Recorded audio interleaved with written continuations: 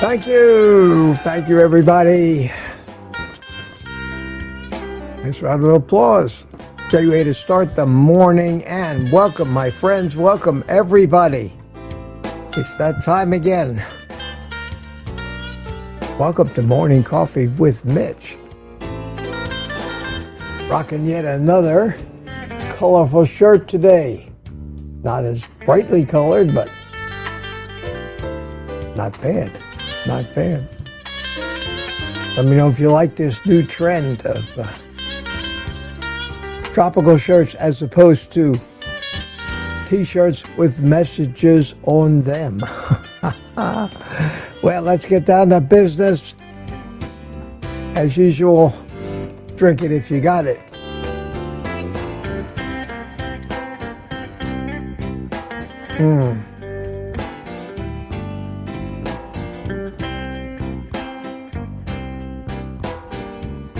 Well, the Chiron below the screen is lying this morning. It says, welcome, live from sunny Melbourne, Florida. It's raining like hell. We got the beginnings of a tropical depression or something or other heading right over us now. Heading out west into the Gulf. Going to end up in New Orleans. Good luck, people. But for today, it's a weather impact day.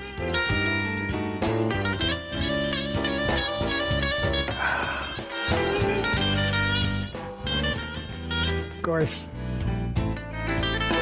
they seem to always over-dramatize these things. I think that the criteria for calling it a weather impact day is basically, do you think you might need an umbrella? Of course, it might spritz a little bit today. But weather impact day it is. Standby power supplies are on the ready in case the power fails. I looked at the radar and I saw that we had some what appeared to be some nice storms still north of here, still coming. You bring up the old weather radar app and take a look. Okay, you see that? My chroma key is taking the green and making it clear. I can look through the weather map. Cool, how is that? Anyway, trust me. A lot of green and red up there. Wow. I'd have to put the open a browser window and put the weather map up there. Forgot about that. I can't use the camera for that. And let me get to my show notes. There we are. Okay. I'm running around like crazy this morning, getting everything ready. I'm here. You're here. 71 people already. Good to see you all this morning. All the usual suspects. Wow. YouTube was kind to us. Did not delete all the early chat from last night, and there was quite a bit of it. So let me go back and welcome the early birds as the people continue to come in. First, I see here is Mandy Beddoes, about 7 o'clock last night, followed by Smoothie 420. Good morning, Smoothie. All the usual suspects.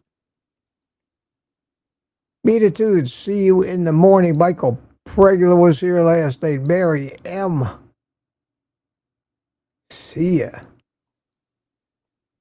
No slow, Gary. This is cool. I like this.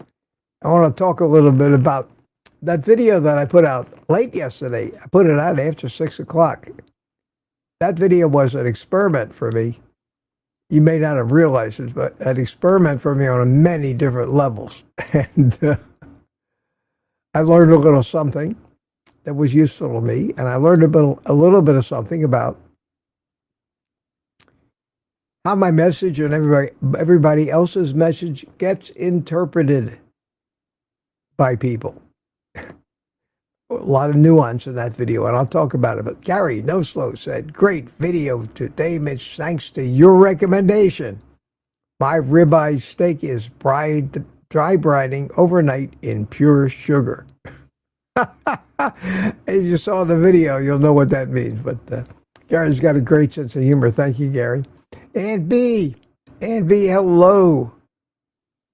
Loveliest misfit friends. Thank you, Aunt B. And Tuka was in here last night at 9 o'clock. Peter chimed in to say good evening. Lizzie came in at 11:22 East Coast time. Retired Rick is here. How you doing? Retired Rick chimed in at 11:44. Lady June right after midnight. Feral Grandma shortly thereafter. Jem is here. Jemmet, how you doing at 12:15? Of course, that was still early in the evening on the West Coast. Rick is here. There you go. I should be ready for. I should know that. Have that set up in advance, so I don't have to be so unprofessional looking. Going for the. All right. Now, Terry Sue, 3 o'clock in the morning says, see you in the morning.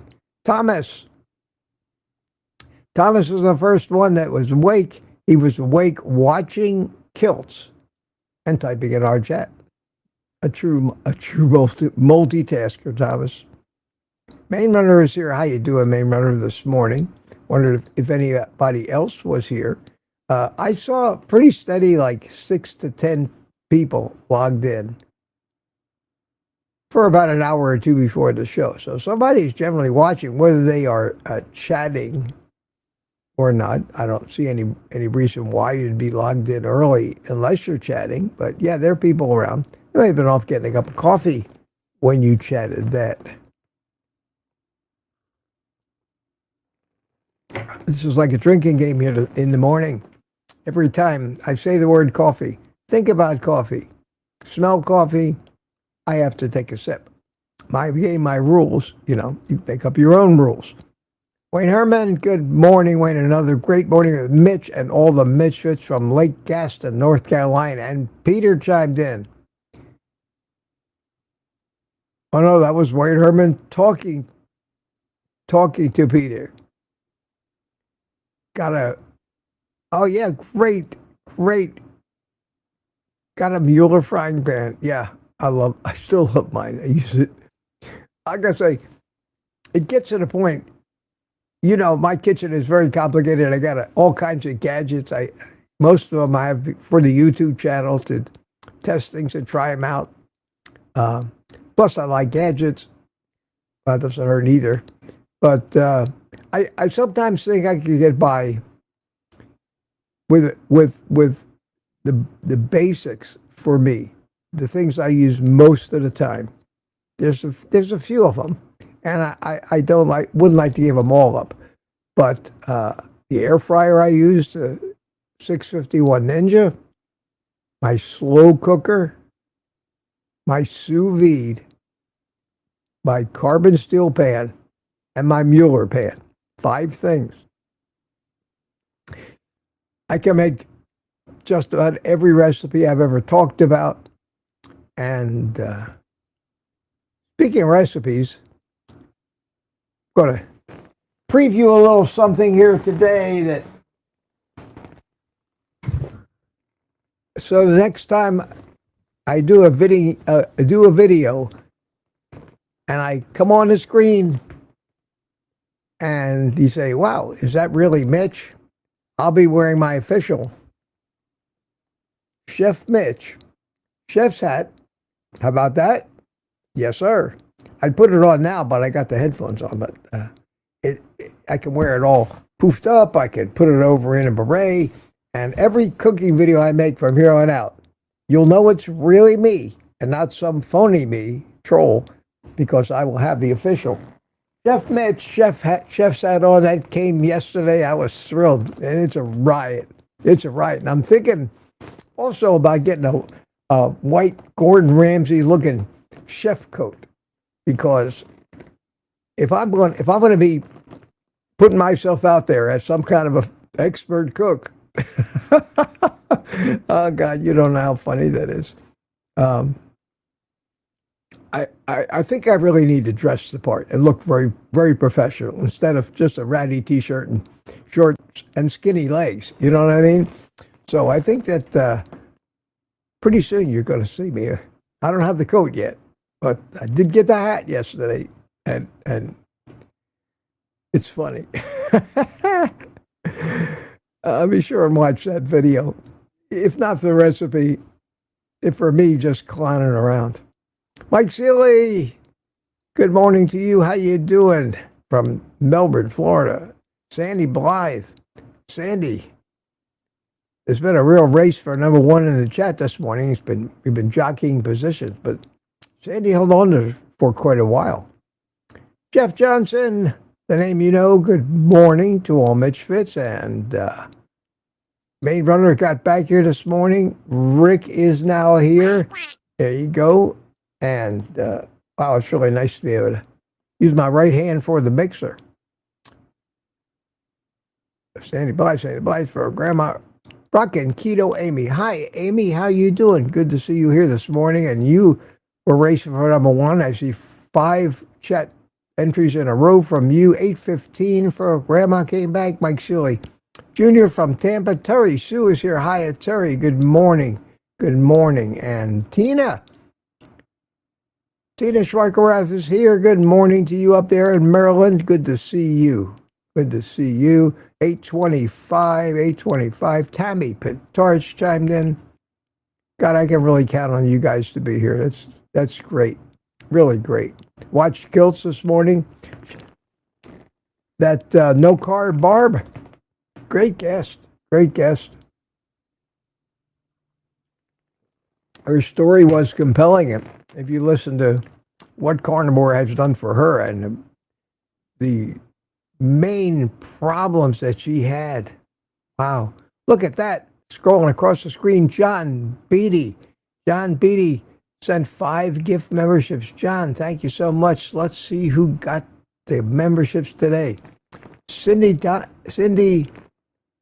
DeManch received a membership. Mudbone, I like that, Mudbone. Larry received a membership. Juliet Marie received a membership. Carnivore Today received a gift membership. God, this is all new blood. And G-Man received a membership. Welcome. Welcome. Glad to see you. And thank you, John, for that. That was very, very kind of you. Okay, where did I leave off here? Yeah. All right, crowd. 8:25. See if anybody knew. Lori. Yeah, you were here. How you doing, Lori? Aaron is here. Aaron. Booby Goats, how are you? How are the kids? How are the chickens? Well, I hope. Ampy. Mitch. Good morning, sir. Sir, professor, sir. I like that. Shows respect. And I normally don't get no respect. No respect at all. I went to McDonald's yesterday. They told me I didn't deserve a break. That's as close to Rodney Dangerfield as I can get. Loretta Nadow is here. Good morning to everybody. And we will have a fabulous day, if not a little damp down here. Let's see, we sneak it up. I started 8:29, Smoothie and Lori and Sandy and Aunt B and Roxanne and Tanya's here. Hi, Tanya. Good morning to you. Good to see you this morning. 8:29, B and Francine is here. Hi, Francine. Good morning from Montreal. Good to see you this morning. Rick at 8:29. Quack time. Okay, any excuse to push the quack button. Amy is back. B is back. And the winner today is Mac. B81 Mac. Congratulations, sir. Enjoy your prize. Not much. A little recognition. Good to see you. Good to see you. And that was followed at 8:30 by Lady June. Bacon Baby's here. How are you? Sharon McCabe is here. Good morning to you. Rick again, Roxanne again, Lori again, and Don Schauger. Just say good morning to you, Don. How are you? Mary M. Here we go. 8:30. Who is this? AB again, and still at 8:30. We have Terry Sue and Rick. Where's the first 8:31 here? Wow, wow, wow. And Smoothie's back, and oh my God, you guys are well into the spirit of this. Terry Sue again. Peter chimed in. Hiya, Peter. Good morning to you. Tired Rick did it again. Robbie Autry. Hiya, Robbie. Good morning to you. In all the Mitchmans. Oh. Still at 8:30. Wow, wow, wow. And B and the first at 8:31 without the quacking this time. It's Rick. Picnic shirts. Okay, thanks, guys. Thank you. We will suspend it there for a minute and talk about stuff. Put questions for me, or if you have a topic you think would be fun to talk about or want to bring to my attention, Q. You know I'm going to be behind. You know I'm going to be trying to catch up. But I think that the new MO is going to be to glance at the current chat more often so that I don't miss what you guys are talking about now, because there's a good chance, since the audience turns over so much during the live stream, I have an average of, by the time it gets going, usually a little over 100 to maybe 140 people here at one time. But at the end of the stream, it usually tells me I had 350, 400 different people. So not everybody sits through the whole thing. That's for sure. Some people just come in and say, oh shit, I didn't realize, is this clown again? Click. Believe me, I have no delusions. So I need to look at the, like right now, Turamir says, question, how are you today, boss? Inquiring minds want to know. I'm fabulous. Man, I'm fabulous. I'm feeling so much better. I'm still not ready for marathons. And I still have to be very careful. But I did something this morning. It's a little trial. Just to see if I like to do something every day that I haven't done before. Even if it's a little thing, just to say, wow, Mitch, you know, this is new. And this morning, if you've seen me go out to my back porch, you know I have 3 steps that I go down. And right outside of those steps is a handrail. And what I usually do is I hold onto the door frame with this hand. And I stand sideways and step off that first step. And that handrail is there.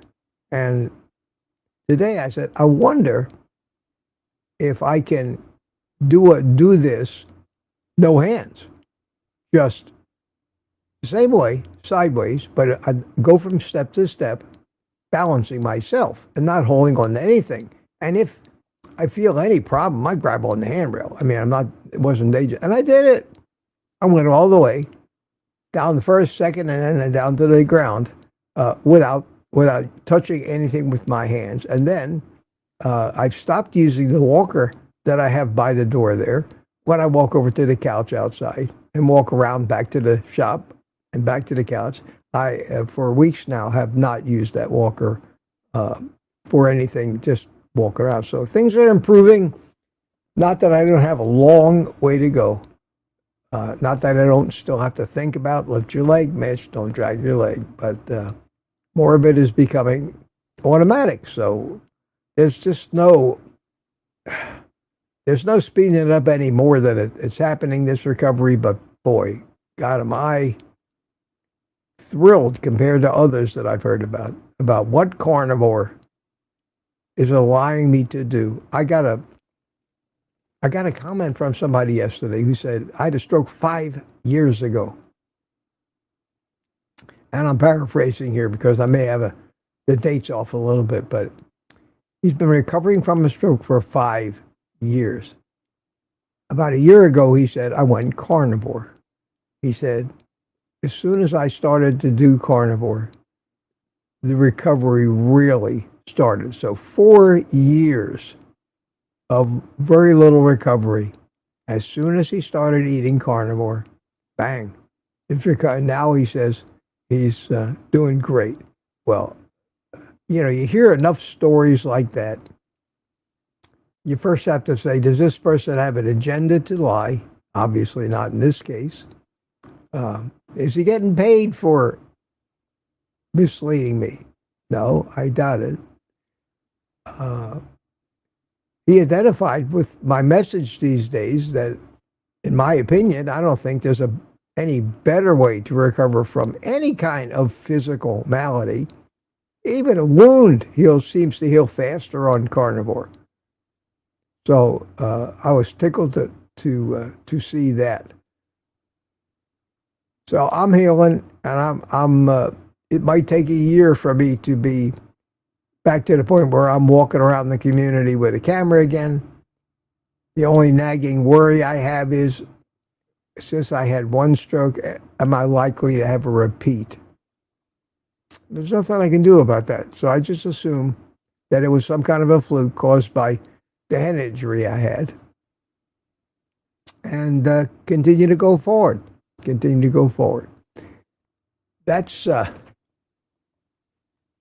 something I didn't want to have to go through, but boy, have I learned a lot about carnivore, about the real power of this that we only talk about, but it's real. It's real. That cements it. It just makes me more and more committed to it. I wrote a whole paragraph of stuff here in my show notes. Well, that's what voice typing does for you. But I made that video yesterday about sugars, plants, and seed oils, and it was mental gymnastics, is what it was. It was not, Gary. I wasn't recommending that somebody on carnivore add sugar to their steaks. I just tried to say to myself, okay, Mitch, this was the premise for this, and I know a lot of you watch it, but not many. It has a little over 1,000 views, which is very, very similar to the number of views I get on a morning live stream. So I know it's my community that watches it, but I also know YouTube did not put it out there as anything of interest to other people in the genre, most likely because I posted it at 6 o'clock, and I usually do it around early afternoon when YouTube tells me most of you are online. So I'm probably missed a lot of people. It didn't get off to a very good start, and if that happens, YouTube says, this video is a dud, we're not going to push it out there. If I put a video out there that people have to click on, who know me, there's a lot of people who know me, clickbaity almost, but not quite. A video like when I say, I quit. I can't do this anymore. Sorry, goodbye. Everybody in the world will wonder what that is. A lot of people misuse that kind of thing when they have no intention of quitting. And I can tell you, you'll never see anything like that from me, unless I'm really quitting. I don't like to do that clickbait. But you have to make the title of the video and the thumbnail arouse curiosity. I won't click on a video thumbnail that doesn't make me compelled to see what are you talking about? What are you talking about? Cell phones are catching fire more and more frequently. Are you carrying one of these cell phones in your pocket? You know, everybody's going to click on that. Holy shit, cell phones are catching fire. I need to find out if my cell phone is one of the ones that's catching fire. That is clickbait. Okay? Yesterday, there was no clickbait in this. It was an experiment. The premise of it was, and the reason I put it out there was people rebel against the idea of carnivore before they even start. I've talked to some non-carnivores who aren't healthy over the past week or two, and without fail, virtually every single one of them said to me, "Oh, no, Mitch, no, I can't do that. That's absurd. I enjoy my fill in the blank too much. I can't give that up. I have to have my drink of fill in the blanks every afternoon, my cocktail. That's crazy. That's crazy. Life would even not be worth living." And that tells you how just addicted everybody is to this food. And all of us who have been on carnivore and squashed those addictions know that once you get proper nutrition, the addictions go away. Those addictions are your body screaming out to you, get going. Grab this sword and spear and go out and hunt an animal. There's things we need that we're not getting.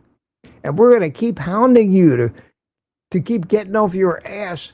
We're going to compel you to walk to that refrigerator and get that ice cream out of the freezer and eat it all. Because we're looking for nutrients we don't have, and we'll look anywhere we can get. And you know that sweet stuff gives us a very comfortable, pleasurable feeling. So why not look there first? That's what addiction is. Addiction has a reason behind it. It's either for a jolt of pleasurable response, which is where the body thought it needed something, but maybe gave you the wrong clue, turned you into a drug addict or an alcoholic, or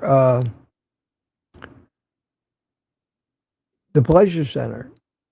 You just can't live without dopamine hits. So I made this video with the assumption that since people can't go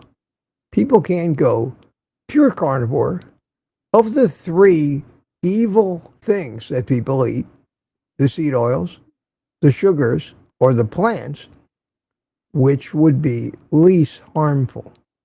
Gary, it wasn't a recommendation to add sugar to your carnivore diet, but you knew that and you were pulling my leg. So you got it. You got it. And it was very interesting. That was the first part of my little experiment. And I read all the comments so far very carefully. And it was very interesting. Very interesting. And pretty much what I thought. Virtually everybody said, I get rid of the seed oils first.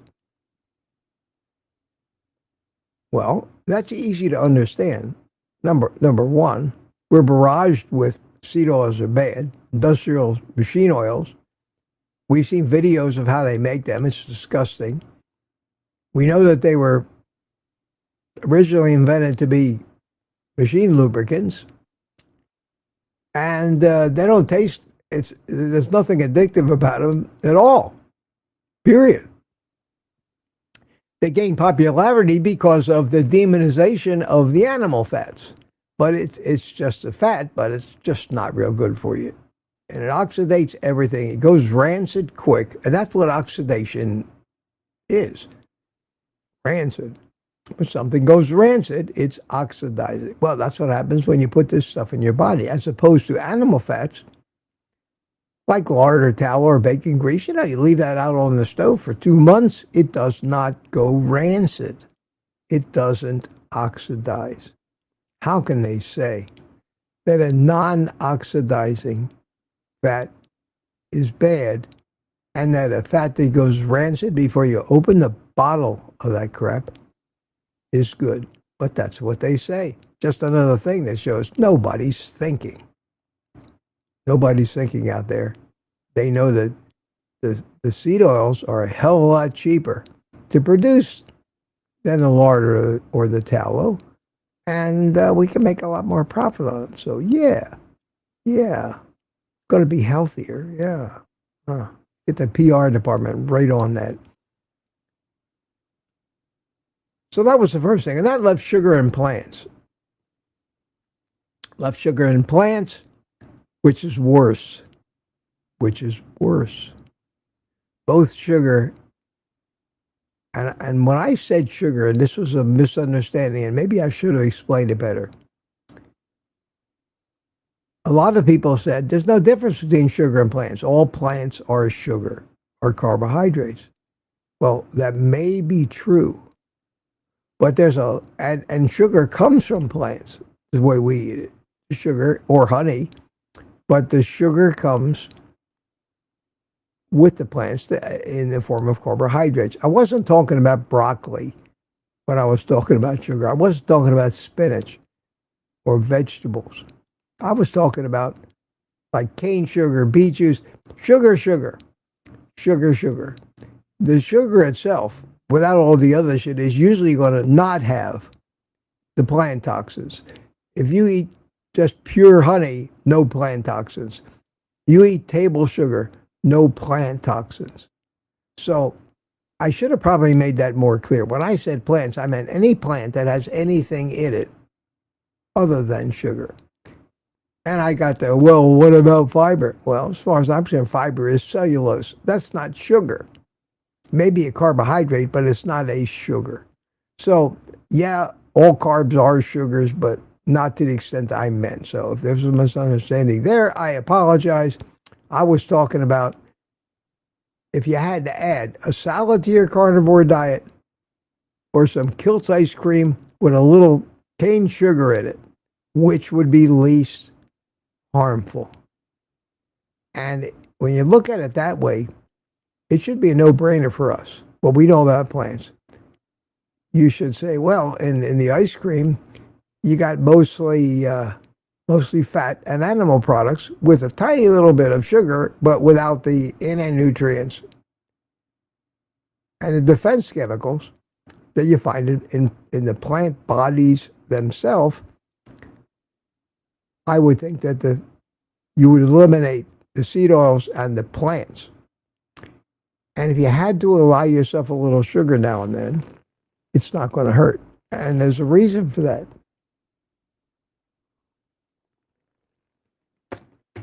I don't believe ancient humans ate a lot of salads. I don't think they ate a lot of leafy greens. I think they ate berries and tubers most often, nuts and seeds, but not the kind of thing we eat today. They didn't have the food. They didn't have the variety back then.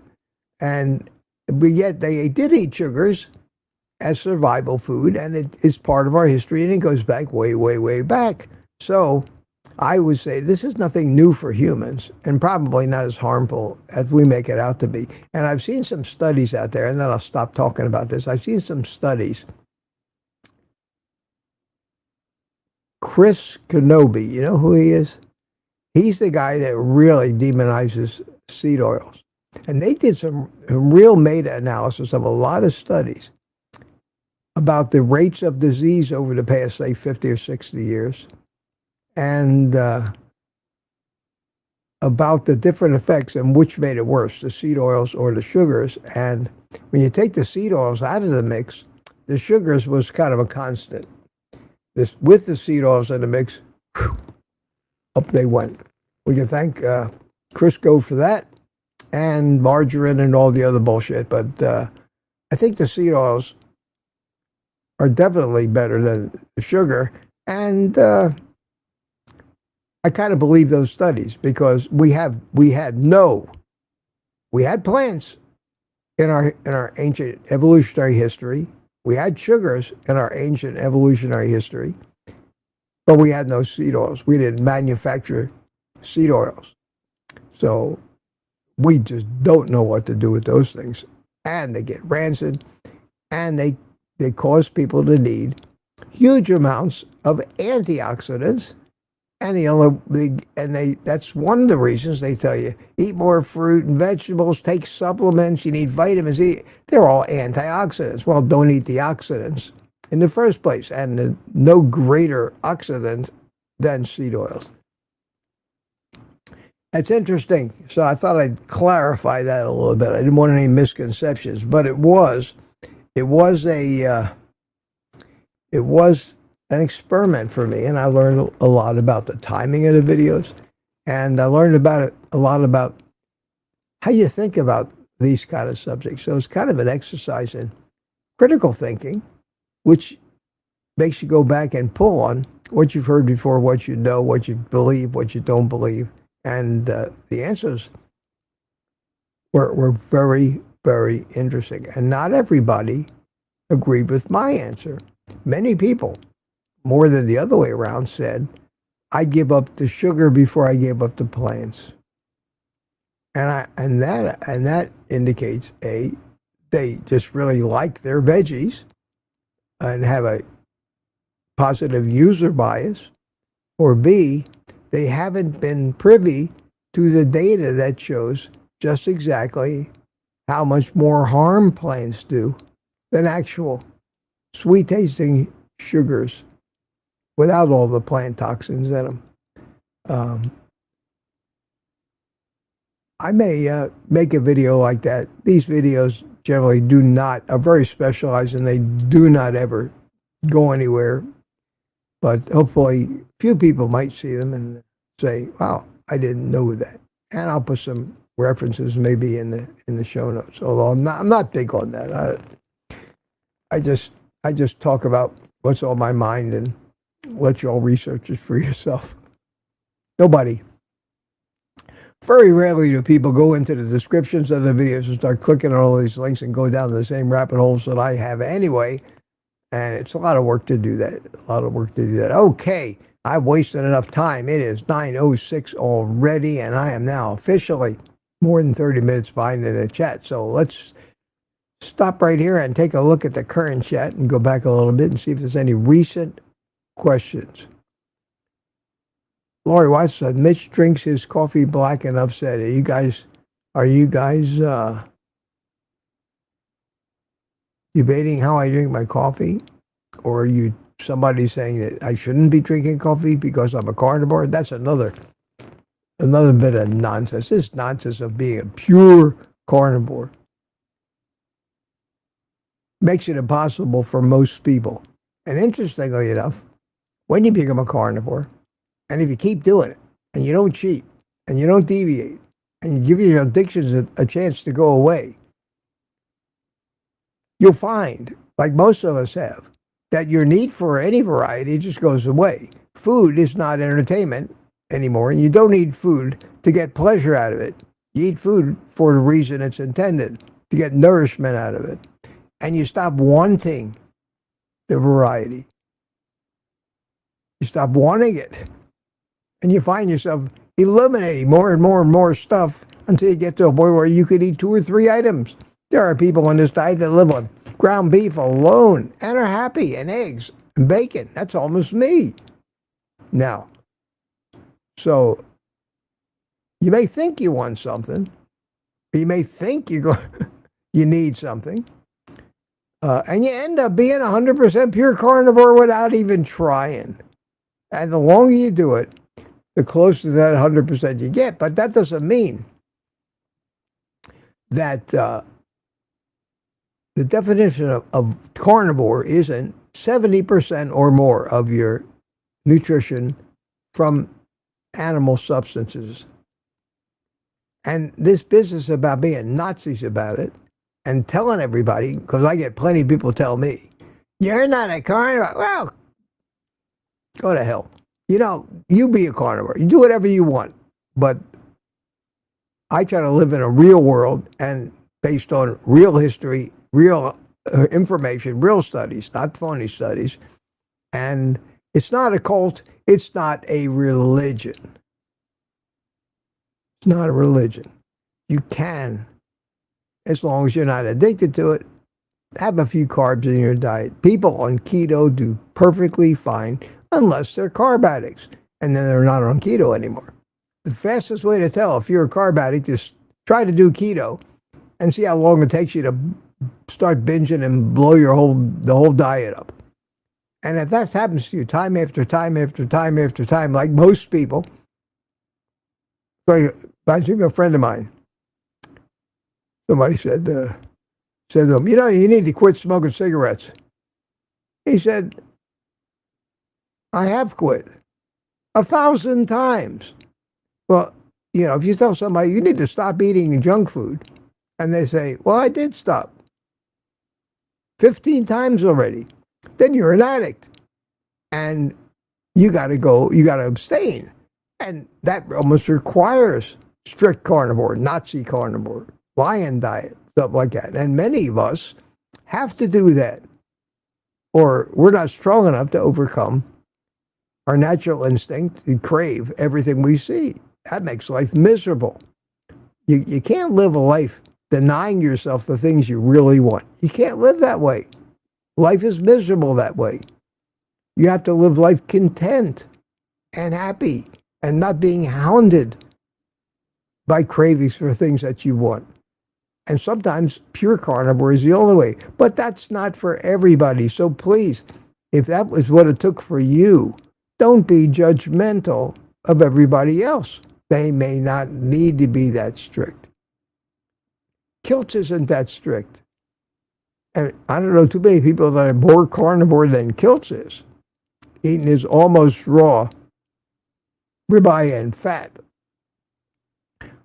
But he'll have a drink now and then. He's not an alcoholic. He puts some sugar in his ice cream now and then as a treat. He can have a treat and not come back 5 minutes later for a second helping. I can't. Know yourself first before you criticize everybody else for not being as good and perfect as you are. I'm at the point now, I just get rid of people, come into my chat, my comments on my videos, and tell me what's wrong with me. I got rid of one yesterday. I do usually give them the benefit of the doubt because I can go back and see if that person has commented on a video of mine before, and I can read all those comments. And yesterday, some guy came on with some condescending, judgmental bullshit, and I have to either answer it or like it. And I didn't want to do either because I won't get into debates with these loonies. So I went and looked at all his previous comments. He had commented 3 times in the past on other videos. And I reread those comments, and every one of them was the same thing. You're doing this wrong. You should have discovered this. You got to read that. I don't know. Adios, my friend. I don't even want to hear from that person again, so I hide him from the channel. None of us are obligated to take abuse. And believe me, that is a form of abuse, insulting somebody who's working hard like I am. It's abuse. Not physical abuse, but how many people live a life being mentally abused by their spouse or something like that? It's worse. I did for my second wife. Years. Even after I was divorced. Constant abuse. No. It didn't cause me physical pain, but it caused me a shitload of stress and anxiety. And I think that's worse and more harmful. Somebody punches you in the eye and it gets black, it heals. This stuff doesn't heal. It just keeps going on and on. It makes you gun shy. It makes you cower from them. That's the worst kind of abuse. I will not take that abuse from anybody that writes anything in the comments of my videos. And luckily, I don't have to. I give everybody the benefit of the doubt, but you got to draw the line. Let's see here. Any questions? Let me go back a little ways and see if there's any recent questions. I think this is a better way to do it. And then we'll go back and hunt out the conversation. I don't see any cues. The cues really stand out, though. Oh, I'm back to 8:58. I'm back about 15 minutes ago. Holy cow. All right. Come down here. Does this make you dizzy when I scroll like this?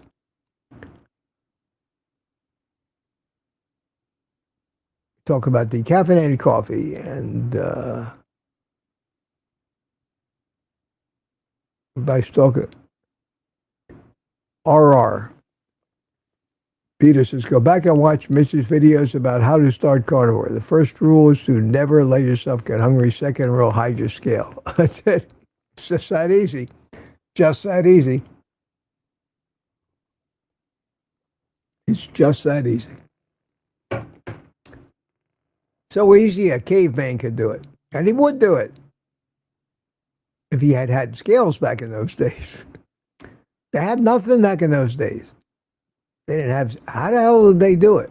They listened to their body and obeyed their subconscious when it forced them off their ass out of the cave to go out there and risk their life, try to kill a 2-ton animal with a stick. They had to. So they were motivated by the subconscious way past what they had the conscious ability to control.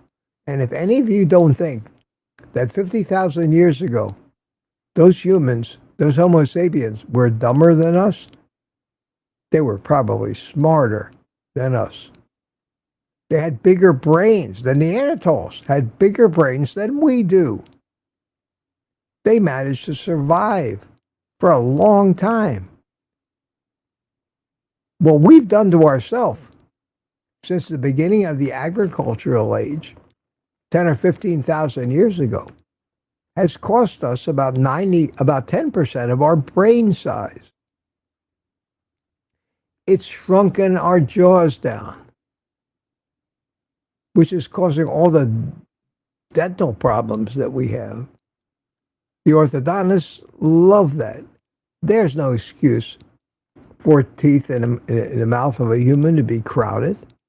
That is the result of thousands of years of malnutrition. It's all one story, and it's the same story. Well, thank you, Todd Miller. Congratulations on healing from the stroke. It's a work in progress. A work in progress. I have got an incredible way to go yet. Incredible way to go, especially with the use of my right hand. It's still very stiff, feels stiff.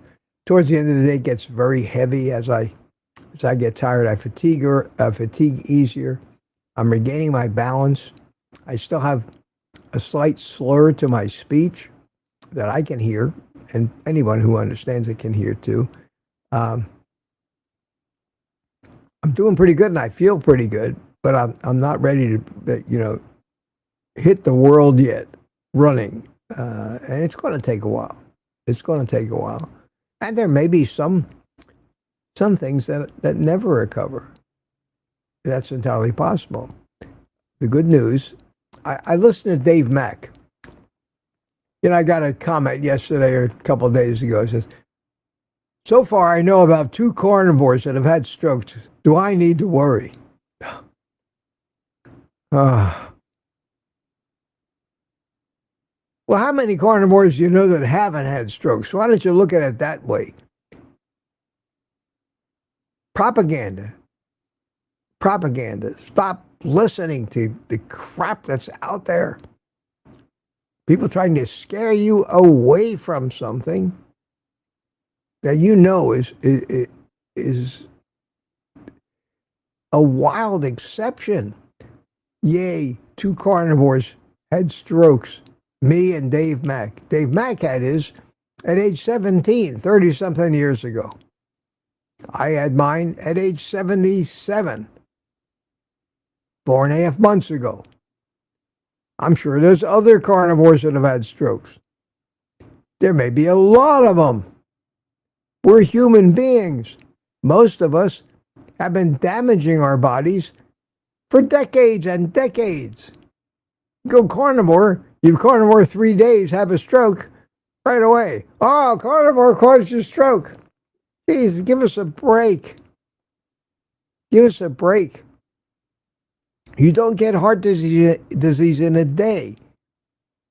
It takes decades for that. It's like skin cancer. That thing that somebody said, you have a spot between your nose there.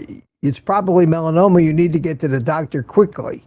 That's not how it works.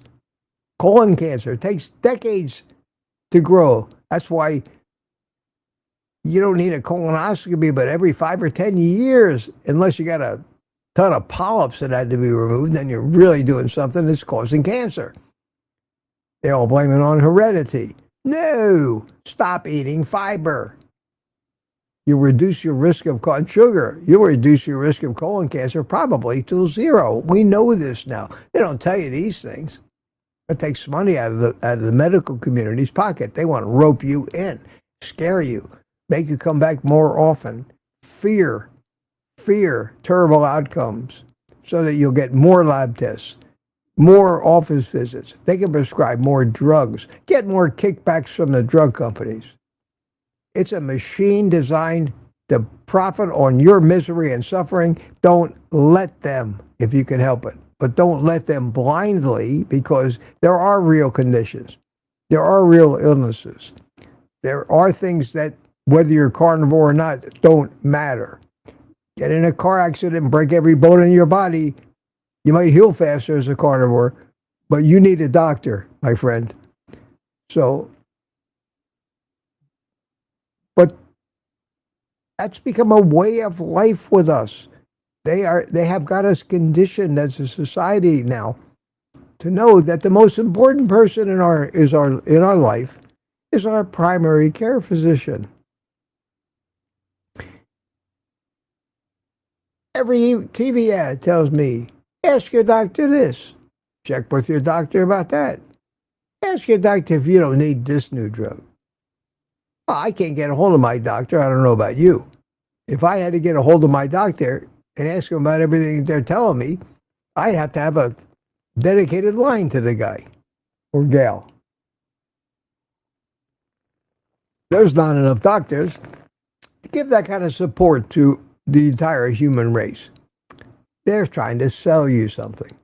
But to cover their ass, their lawyers say, don't leave it up to them when you make this ad telling them how great this stuff is and showing them dancing fat people, happy people, smiling people, people celebrating, eating and drinking because they're taking this drug. Don't leave it up to them, because they could sue us when something bad happens. Make sure you put in there, ask your doctor, ask your healthcare provider. Now they're saying, ask your prescriber. That's a new thing now. A new thing. Not even a doctor, just a prescriber. Doctors don't have to be doctors anymore. They can be nurse practitioners and prescribe medicine. And now there's something even less qualified than that, evidently. It's called a prescriber. You can find them on the internet. You can tell them your symptoms and they will prescribe something to you. It's out of hand. Out of hand. There are so many people that aren't living on food anymore. They're living on drugs. They have 15, 20 prescriptions. They spend thousands of dollars a month. Most often are way over their insurance limit already and have to pay out of pocket. They have to decide when they get up in the morning, do I buy food or do I buy drugs? They always buy the drugs. The doctor didn't tell them, if you don't eat healthy food, you're going to die. But he did tell them, if you don't take these drugs I've prescribed, you're going to die. We are becoming a society of scared, timid, just beat people. And these people have become our authority figures because we're so afraid of what might happen to us if we don't have them to care for us. And spend that 3 minutes every time we spend 2 hours waiting for them in their waiting room. F that. And to most of them, F you. People say that, wow, Mitch, you're an angry, bitter guy. No. I'm a happy guy. I'm just an informed guy. And I've seen behind the curtain. I got to see the wizard pulling the levers and pushing the buttons. I understand them. Doesn't mean that some of them aren't good. There are always those that are good, but they're humans too. And quite truthfully, most of them aren't smart enough to do the job, and they rely on the information they find on databases and in computers and from organizations that give them standards of care and haven't had an original thought since they discovered that lollipops taste good as a toddler. So I have nothing but disdain for these people and contempt. But I'm a happy guy. I'm happier having figured that out after all these years. I blame everything that's happened to me medically. I can trace back to some doctor's carelessness. My entire life. Both my parents. Their deaths were caused by doctors' carelessness. Is it a statistic now that 300,000+ people a year in this country die due to medical mistakes? That is the third leading cause of death. But it isn't. It isn't. It's the leading cause of death. It is the leading cause of death. Well, how can you say that, Mitch? How can you say that doctors' mistakes are the leading cause of death? Well, very simple. Do you consider bad advice to be a mistake? I'll let that sink in. Do you consider bad advice to be a mistake? You tell somebody to jump off the cliff, and they jump off a cliff. Which category would you put their death in? People who've jumped off cliffs, or people who listen to bad advice? If not for the advice, they're not going off the cliff. The proper way to categorize, I would say, 95% of deaths from heart disease and cancer and diabetes and every other major cause of death is bad medical advice. Not just from the doctors, but from the government, from the corrupted food companies and drug companies. Bad medical advice. When they tell you to eat 5 servings into 11 servings of whole grains every day, make sure you juice your spinach and get all the goodness out of it, that is a cause of death. It may have caused heart disease, it may have caused cancer, but it is the root cause of where that behavior that caused death came from. And it all goes back to stupid, impossible, not historically accurate nutritional advice that we get from everywhere today. And that's what's killing us. The heart disease, the cancer, the diabetes are only a result of that bad advice. So if I was going to make up the statistics, see, that's where the stroke still shows itself.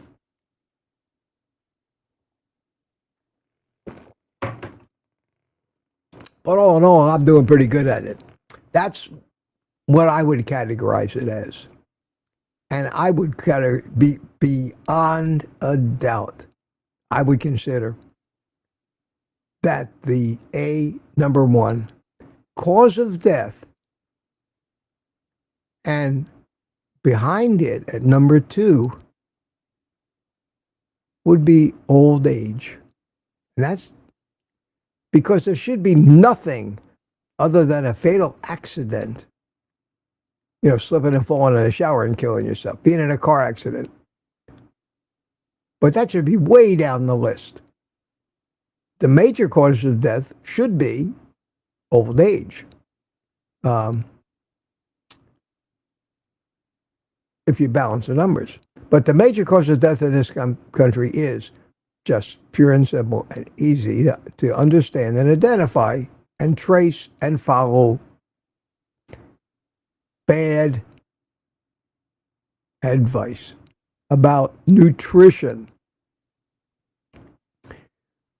We got to start recognizing that this group is part of an experiment to check that hypothesis out, and we've pretty well discovered the things that poison us, and we've managed to figure out a way to eliminate them. May take a little of the fun out of it, but it's no fun to have a stroke and be sick either.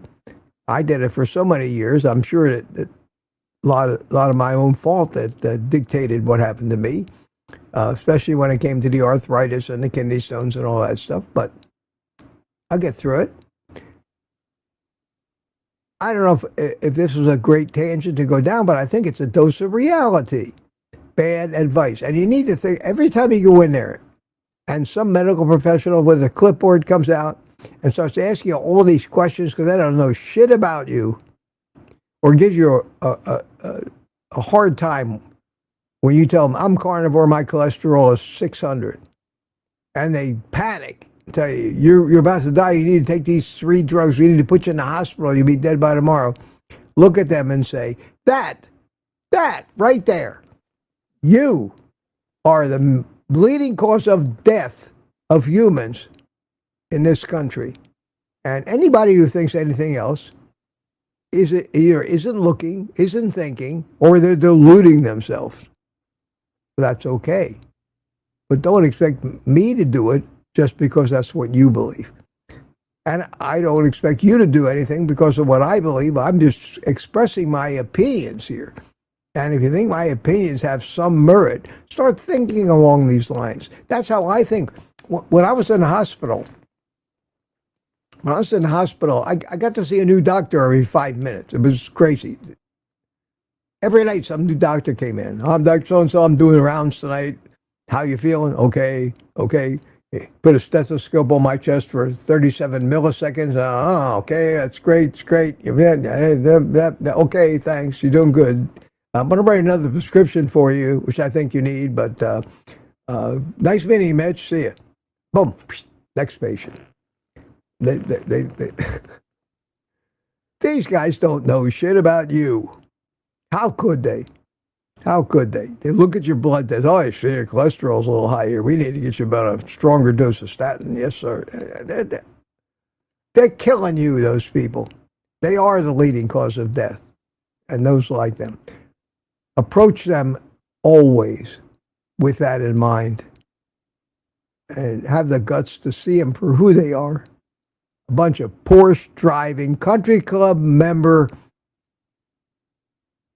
narcissists. God, how do I stop this? I stop this by going back. Sandra Harden says, my neurologist that I fired told me I have multiple sclerosis, and yet I've never had one symptom of a stroke. He was a statin dealer, by the way. Of course, they're all statin dealers. But good news about statins is great news. Great news for the statin. Not good for the statin industry, but great news for those people who... Most of the patents on all these statin drugs are running out. There's going to be a lot more generic statins. It won't be in the drug company's interest to keep producing them or pushing them as much. They have been working for years and years and years to find the next big thing. That's how drug companies work. They know that everything runs its course, as it does in life. Everything runs its course. The patents run out. The generics come in. Everybody, their brother's selling it. Look at Viagra. Viagra made a fortune for drug companies at first, but now there's 100 million different off-brands that you can buy on a dark web without a prescription. I mean, everybody can get it if they want it. Some of it's poison, some of it's great. It's like, where do you buy your heroin? Well, you have to find a dealer that has been cutting it with fentanyl, and it's going to kill you. So you have to trust your dealer. Well, that's true with drugs too. You got to trust your dealer. Because they might be selling you poison. How do you know? Especially on the cheap stuff. Some people will buy the real genuine Viagra because the little blue pill, because at least they know that they're not buying junk or placebo from some fraudster. So, I gotta get going. I get ranting. It's already 9:30. We'll leave at that. We'll leave that at that for now. We won't talk anymore about that. I will try to finish up today by interacting with you. See, Terry Sue is number one in the chat. Well, she's talking to Booby, Aaron, No Slow, Papa Carnivore. Everybody's talking to everybody. Okay. Mitch is on a roll. Nice, says Scotter. Thank you, Scotter. I get on a roll. I get it all. All this stuff that I talk about is inside me. I think about it constantly. I keep putting little pieces of this together with little pieces of that, and patterns emerge. And over my lifetime, these patterns have become a reality that I live in that very few people I know come close to. Now, whether it's completely wrong, right, or otherwise, I can only say that based on what I have observed after all these years and read and thought about, this is the conclusion I've drawn. And you either agree with me or not. And I will not argue with anybody about anything I say. I want to because I'm so convinced I'm right. I want, but I have always had to fight the urge to debate. And I will not debate anybody about anything anymore. I will say, if I change my mind because of some new information, I'll let you know. But there's nothing you can say to me that I haven't considered already. And in very, very, very, very rare instances do I ever get one-on-one with somebody that knows something that I haven't considered or is of any importance to my conclusions, because my conclusions are getting simpler and simpler. Just like the one I just talked to you about. What's the real major cause of death of the human race in this country? And long ago I thought, bad advice. And it isn't until I hear somebody say, medical accidents account for one of the third leading cause of death, it causes me right away to go, oh, hey, time out, how can you say that? Well, heart disease is the leading cause of death. Well, yeah, but what's the cause of heart disease? You got to go back to the root cause of everything. If you want to fix it, you can't just treat symptoms. You got to find the root cause and figure out some way to stop that. And that's what carnivore does.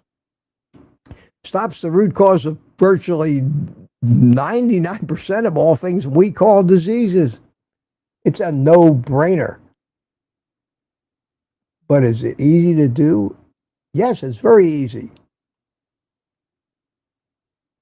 If you learn how to do it. And most people doing keto or carnivore simply don't know enough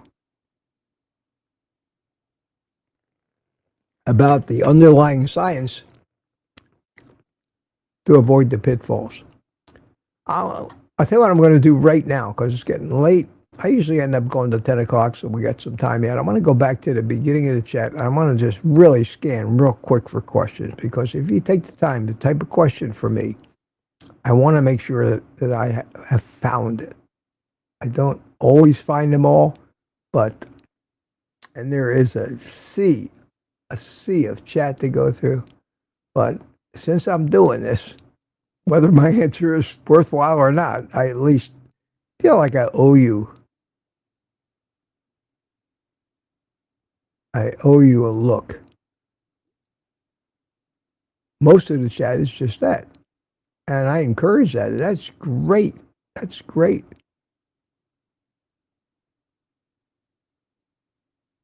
And B says, Mitch. And I say, what? And Aunt B says, Mitch, I bought 2 of the Mueller frying pans and a glass lid, and they were confiscated. What does that mean? And all were confiscated, being well loved? I don't understand what that means. Was that a voice typing B? Somebody take your pans away? Was it a customs thing? I don't get it.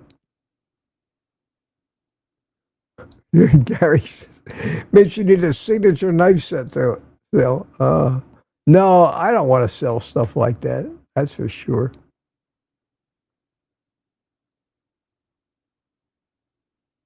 There's John Beatty Art. I did want to say one thing to you. I got an email today from Claire at WeVac, and you all know that I do these. I really love their vacuum sealers. I think it's one of the greatest tools to have as a carnivore. They give a 15% discount to all my customers, and a lot of you have bought their products, especially the vacuum sealer bags, which cost a small fraction because they're commercial and packaged commercially of what the food saver bags cost, and the cost becomes almost a non-issue with as many bags as you get for like $20. You might never go through that supply. So they came out with this new gizmo, which was a rolled bag and it had a cutter. And I talked about it and I told you all about it. I put it on my website. Well, she sent me an email. They sell all their other products. My customers get direct from them, but these kind of expendables they sell on Amazon. They also sell the vacuum sealers, but they don't have the normal 15% discount for my customer. But this new product, they decided to take the route of selling them through Amazon, and yet they still want to give my customers 15% off. But it's not a rest of your life deal. It's like a month at a time. And the link that I was using for that ran out. So she sent me the new link. And if any of you have gone, I'll show you where it is. You go to links and stuff I use every day on my website. And you go to, come on, baby. There it is. And you go to kitchen and small appliances. You go down here past all the good stuff. And you find these things right here. Right after the vacuum. Now, these vacuum bags don't come from Amazon. But these here with the roll, and you see it's got this neat little roll cutter, and she sent me a sample of that, and it's pretty cool. And they come in two different things. Well, if you'd clicked on that previously, it would have said promotion has ended. So she sent me the new links for the current promotion, and I put them up this morning. So if I click on it now, it says save 15% on eligible items below. So you'll get 15% off on these things. And it's got all three different iterations of it in there. I just wanted to quickly point that out to you in case any of you have tried that. Nobody told me they did, but I was surprised to see that email because the regular 15% that they give my viewers is good forever. And it's worthwhile. They had a sale on these things on Prime Day, and I think some of you may have bought them. I replaced my link with the Amazon link because the price was better. Okay, got that out of the way. I wanted to mention that. I'd forgotten it because I'm busy ranting and raving. Where was I going? John Beatty. I said, John Beatty, thank you so much for the 5 memberships. And let me quick, what time am I? 8:43. I am 1 hour behind in this chat right now. That's a new record for me. Never been an hour behind in that chat. But I'm spending a little time in this chat.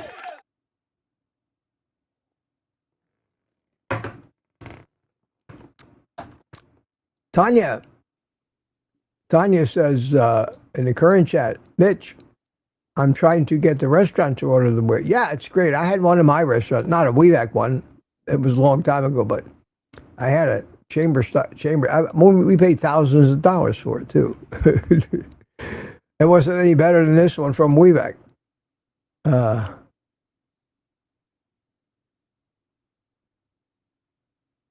MB's back. She may have missed my rant. See, I get caught up in your chat. I could spend all day here chatting with you. All right, I already got that one. That was Stuka. How are you, boss? Answered that one and probably went off on a little tangent. it's obvious, folks, that rehearsal was not my strong point. Aaron says, it's my son Petra's birthday, 14. He finally knows everything, and I don't have to. It's true. It's true. It's true. But I will tell you this. At this point, according to him, you're the dumbest you will ever be in his mind.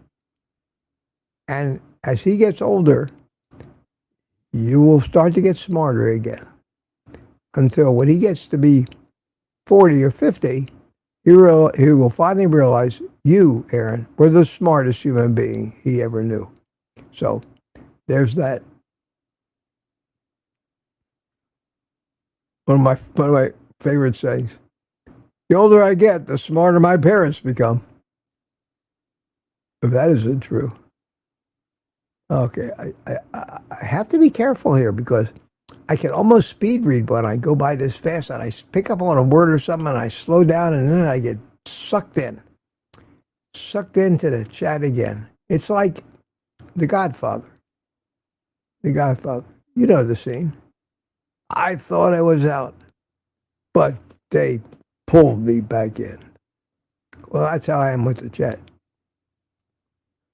And it's not often that you get a Godfather reference on a Carnivore channel.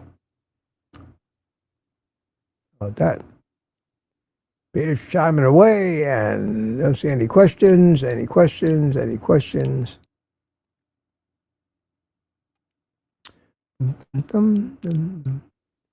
They do pop out though when I go through them fast. Okay, I'm at 9:11 now, so I just picked up a half hour.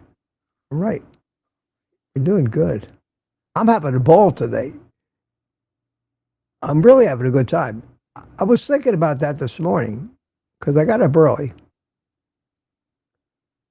Peter gives me credit, and I appreciate that, Peter. Mitch has helped me to clean up my process and succeed on Carnivore. I'm glad to hear that, Peter. I'm glad to hear that. You know, maybe I use a teacher-student analogy, but I don't. Sometimes I don't feel like I don't consider myself a teacher per se.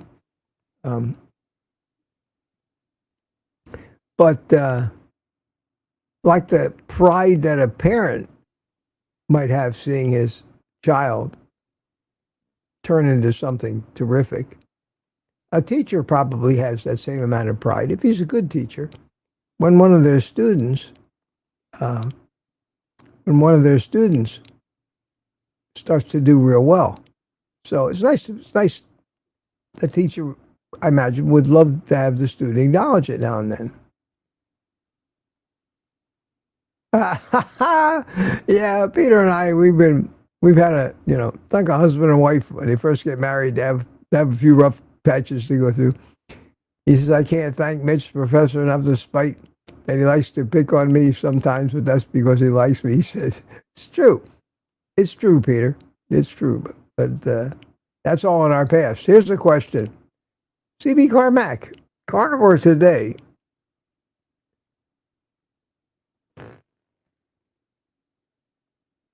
OldGuyCarnivore today was one of the gifted memberships is Adam Lacey. Would be great to see him Thursday. Yeah, I don't think he was one of them, but that would be hard to do. Yeah. That's healing humanity right there. I didn't notice that it was his name. I was trying to pick him out. Terry Sue says Mitch is a guru and he doesn't know it. Thank you. That's a very high compliment, Terry. I appreciate that. And B says, Professor Mitch, you guys are complimenting me. I'm likely to read all of these things now. Oh, now we're back talking about 60s music again. Well, I'm glad I caught a little of that. Question. Oh, I got, you know what I forgot to do? I forgot to put, I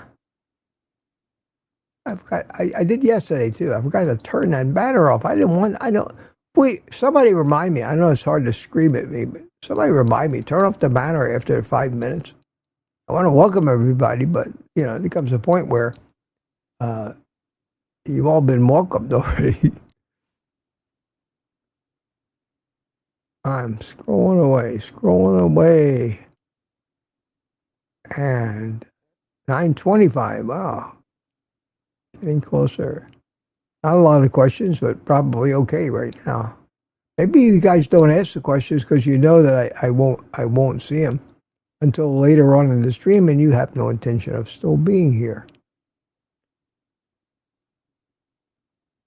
If you remember when Ellen was a moderator for me, it was a great system because she would alert me to the questions. But I decided, after trying a couple of moderators, that I really don't want to do that. I don't want to have to rely on somebody because, as most of you can attest to in your own life, when you start relying on somebody else, you're setting yourself up for a major disappointment down the road because everybody's life is different. People change directions, and you're left standing there. That was true for me in business, too. Great employees could be lured away. I lost so many employees to large customers in the computer business who offered them more money than I could pay them. And they thought almost nothing. Been with me for 5 years. Have me pay for their education, teach them everything they know, and then they think nothing of going to work for my customer, who I then lose as a customer, so they can get more money. And I'm standing there.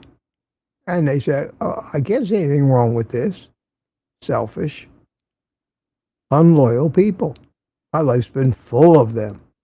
So maybe a little of that rubs off when I think about these moderators. And there may be people out there who be perfectly great and loyal and be with me every day. But I can't expect somebody to be with me every day and not be paid. And I certainly can't afford, with the money I make doing this, to pay anybody even $2 an hour. So I do it myself. I do the best I can. And that's going to have to stay that way. Greg Smith, member for 9 months. Ah, it's great, Greg. Good seeing you the other day, too. I hadn't seen you in a while. That's great. I have hit the bottom of the chat, and we are coming up on 10 o'clock. Perfect. Had a good time. Had a great time today. Last one in the chat. These people talking about the music that they like. That's cool. For the life of me, the direction, you think I go off in odd directions now and then? I don't hold the candle to some of the oddball stuff I see people talking about in the chat here on the Carnivore live stream.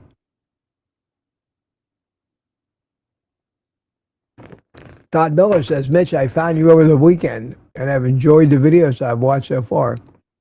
Oh, that's great, Todd. Thank you. I don't like to think that I'm lost, but I love to know that somebody found me. I have, at this point, since I became Old Guy Carnivore, 580 videos. Some of the old ones are great. I haven't even forgotten them. YouTube keeps feeding them to me, so sometimes I watch them. And then, if I really want to get nostalgic, I go back to Old Guy and a Drone, back to my drone channel before it was a Carnivore channel. And I've got 800 or 900 videos on that channel. And that doesn't count the live streams, because I've been a live streaming fool ever since I started YouTube. And it hasn't stopped. So I must have hundreds and hundreds of live streams on this channel as well. hour, 2 hours long. I had some drone live streams that would make Thomas cry, or even Rick. I never had a 9.5 hour one, but I would regularly go 4 hours, 5 hours, when we built drones. And we went through every painful process of soldering every joint. Rick, you might get a big bang out of some of those old drone videos of mine. So thank you, Todd. Appreciate it. It's very nice that we see new people, and they do start to explore some of the older videos. I find now that if you don't repeat the concept that you put out in an older video every few months, it dies its own death and is buried forever. So you have to keep coming around and either rejuvenating an old video or redoing it completely with maybe the same concept and some information. And you see everybody doing that because basically, like I always say, there's not a lot to say about carnivore. A lot of nuance to it, but basically it is, eat meat. Okay? Don't eat plants. Don't eat seed oils. And be careful of the sugars. Or don't eat them all together if you're an addict. It's that simple. I mean, without knowing anything else, if that's all you did, you probably couldn't go too far wrong. And in most cases, you'd probably be a lot better off than you were. Now we're talking about rap. Okay. Okay, now we're talking about iguanas rapping. We're Rick, we're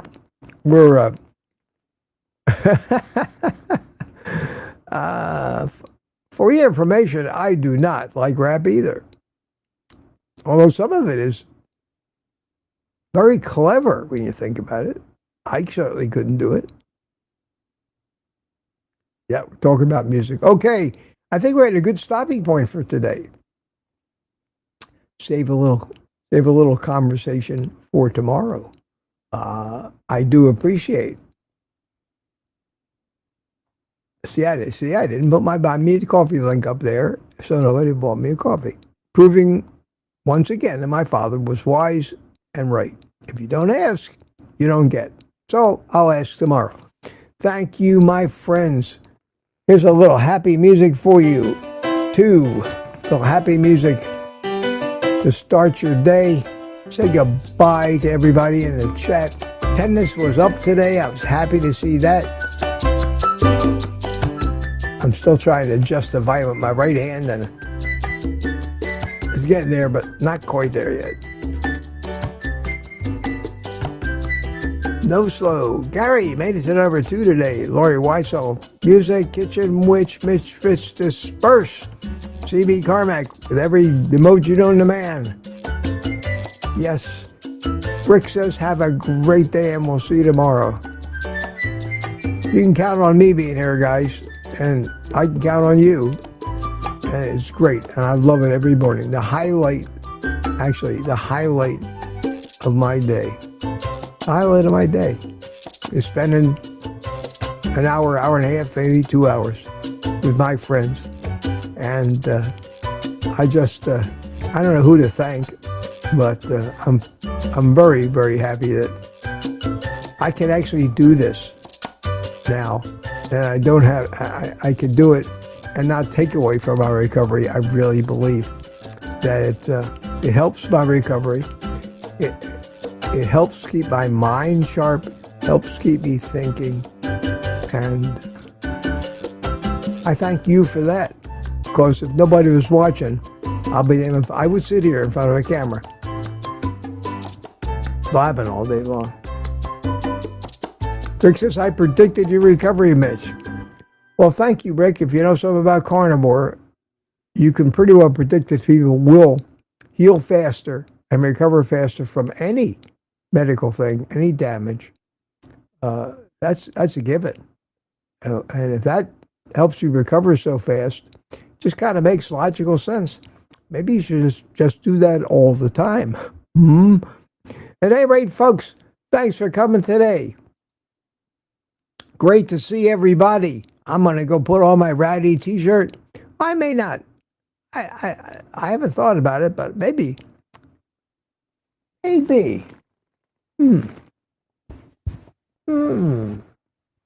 Maybe.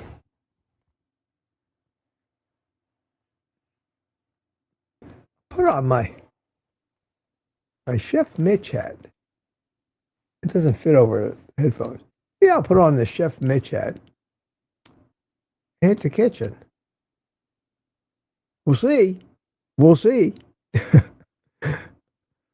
But until then, until we find out how much of a fool I'm willing to make of myself for your entertainment, take the rest of the day off and eat meat.